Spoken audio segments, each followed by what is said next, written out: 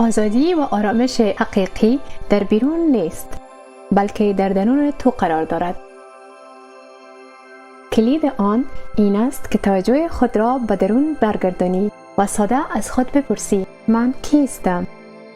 این پرسش برای پاسخ فکری نیست، بلکه برای هدایت ذهن به فراتر از همه هویت‌های نادرست، یعنی تن، افکار و نفس است.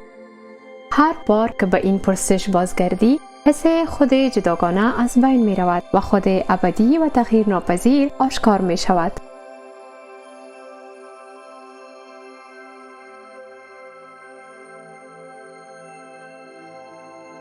به یاد داشته باش که دانش واقعی در کلمات یا مفاهیم نیست، بلکه در سکوت عمیق و آرامش است که فراتر از ذهن است.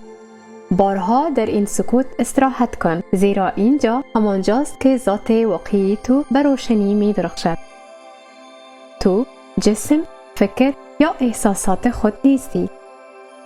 تو همان آگاهی خالص هستی که شاهد همه چیز است. آزادی را به عنوان هدف دور و دست نیافتنی جستجو نکن. آن همین حال و همیشه حاضر بود و است. تنها کاری که باید بکنی رها کردن وابستگی ها و جهل است یا تسلیم صادقانه به حقیقت درون خود. به روند این کار اعتماد کن. با خودت صبور و مهربان باش.